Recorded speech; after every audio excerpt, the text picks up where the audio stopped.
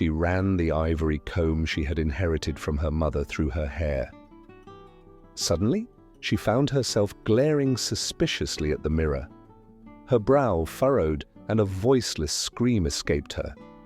What she saw terrified her, a face drained of its radiance, a face sinking into the abyss of old age. Pale, wrinkled cheeks spoke of a creature who had surrendered many years to time. Eyes, dim and listless, veined with swollen red rivers. Hair, rust-colored and unruly, invaded by white strands that spread ruin and decay. These stray threads reminded her of a grave, sending every hair on her body standing on edge. Something told her she knew this woman in the mirror.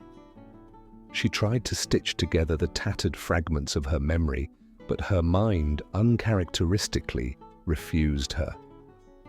She had barely grown accustomed to the image in the mirror when the woman's eyes slowly closed. A heavy, sticky sorrow flooded her chest, as if she had unintentionally wronged a butterfly. She tried to speak words of comfort to the weeping woman, but the reflection beat her to it, speaking in a dull voice, almost like a prayer. In guilt, the tribe shares the burden. Isn't that so? She froze in terror, unable to comprehend what was happening. Her voice was swept away like a feather in the wind. "I am usually stingy with words," the reflection continued softly. "But I couldn't resist your tears. There's no shame in that. But really, nothing is worth it. Why not dry your eyes?" She recoiled, then cried out, "Who's there? Who are you? A jinn? A human? A devil?"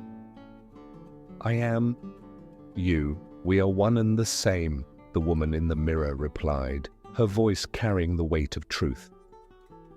"We are as hollow as clay pots. I am like you. We never felt the embrace of a man's arms.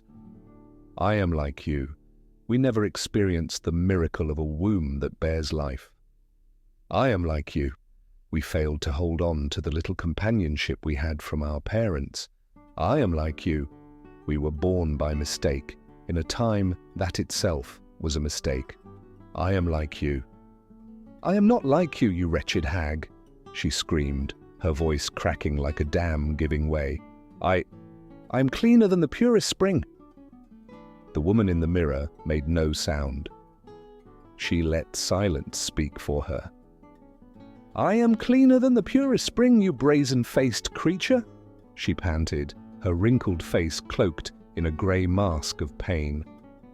The woman in the mirror rubbed her brow as though struck by a sudden headache, then whispered brokenly, "I am like you. I surrendered too easily to fate.